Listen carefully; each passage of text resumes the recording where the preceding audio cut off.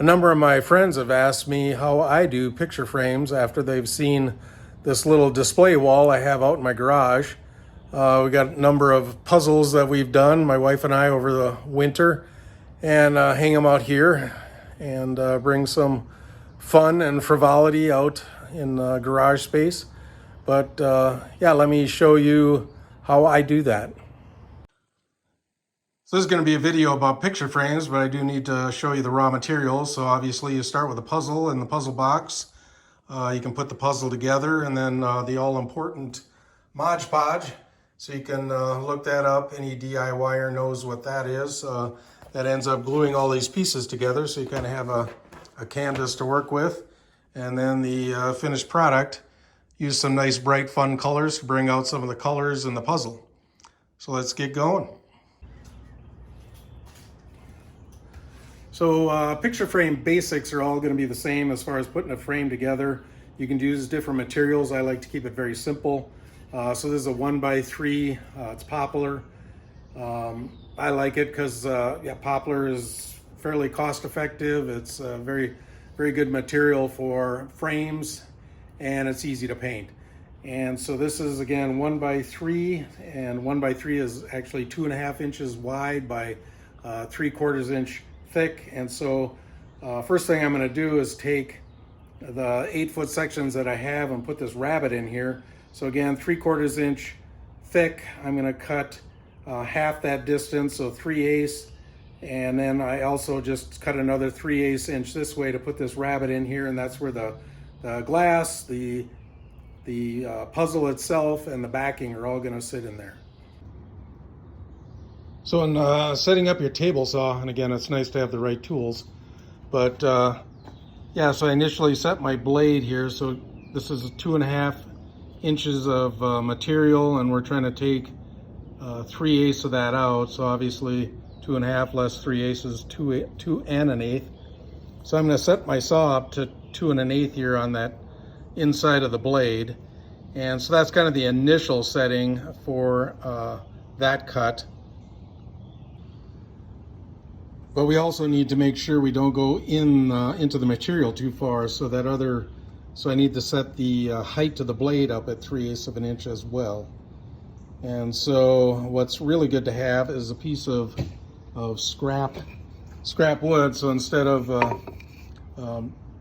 cutting our good material and finding out we don't have the settings right, I'm gonna cut this scrap piece of wood first, and then we'll be able to take measurements from that and make any adjustments that are necessary. So on my 10-foot piece here, I had my saw set up as I showed you before, and we made this first cut. So if I can show that to you. Yeah, so I just took one cut down there. So that's 3/8 inch deep, and then the cut is also over 3.5 inches. So now we're going to make another cut and set the saw up to take off this material right there. Yeah, so I made that second cut and took out that material. So here's the actual material left, and so now we have our nice rabbet on our 10-foot pieces, and then we can start cutting the tops and the sides. Now here's where you have to be a little bit careful with your measurements. So I've got a couple pieces here that kind of mimic one corner of the frame, and so I have my rabbets cut, and if you can see that, you know, the picture is going to sit in here. So all measurements that we do have to be to this point right here, and I'll show you what I mean. So I did confirm my picture, the actual dimensions of my picture is 18 by 24, so that's what I'm building a frame for. And again, that frame is going to sit on the inside of this rabbet, so these are the dimensions, you know, I'm measure from as inside that rabbet. I don't care about, you know, the outside as much. But so when I measured, I went from this point here on the rabbet out to this point here. That was, and again, I have one that's cut. That's the 24 inches, and then I also add on a 1/16 of an inch for play. But again, that's probably been my main thing that I've learned. Made a couple mistakes, you may too, but all those dimensions have to be taken from that inside of this rabbet, because that's actually where your picture's sitting in.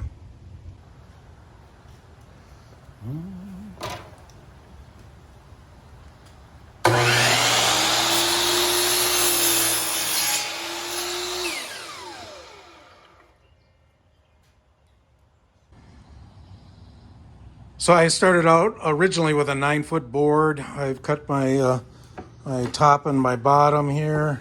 I have the two sides.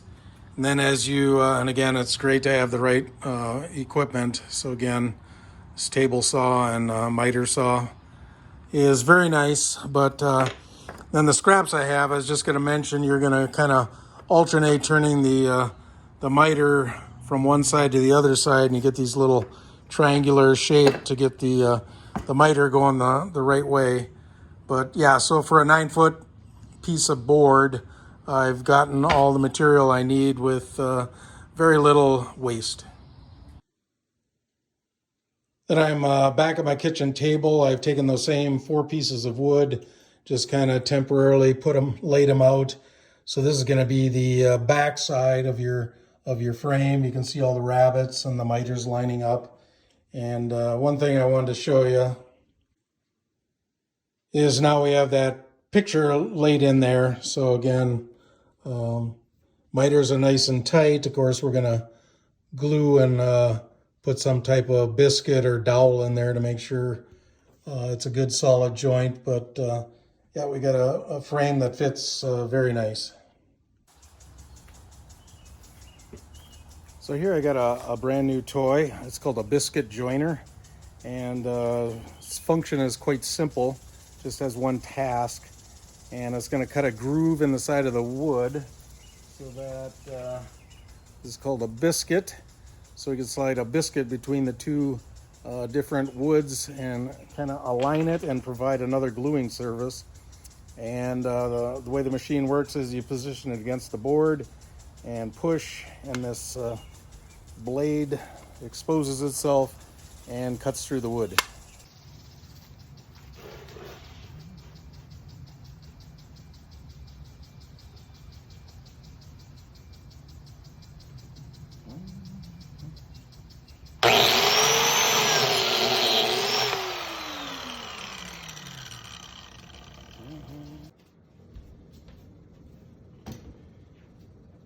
Okay, I just want to show you how easy and slick this is with these biscuits. That was the first time I ever tried doing it, so very impressed.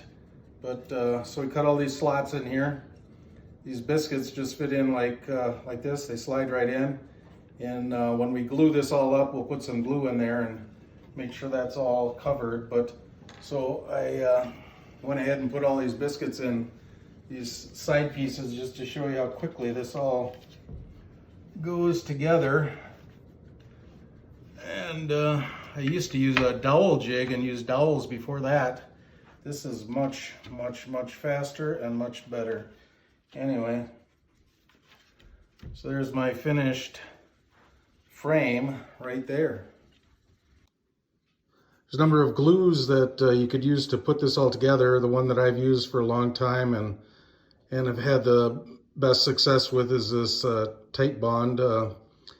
You can buy it at any hardware store. And then also clamping. So there's a number of clamps that you can clamp miter joints with. The one that I really like for picture frames is this. It's just a strap with 4 corners, and then there's a little device there to tighten it all up. But anyway, I'll show you before I glue this all together. That's what that looks like. So I just applied glue to the biscuits, the miters, and clamped it all up using this band. So this kind of, I wanted to show you what it looks like all clamped up. I had wiped off some of the excess of glue. I did check some of the corners for 90. We're doing really well there. So pretty happy with that. The glue says to clamp for a minimum of 30 minutes, so we'll let that happen.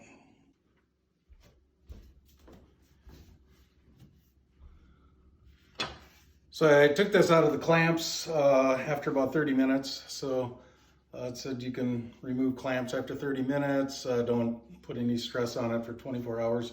Anyway, it's a good tight joint.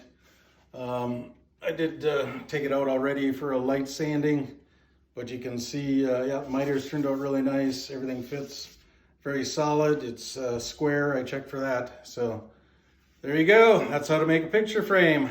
Boom.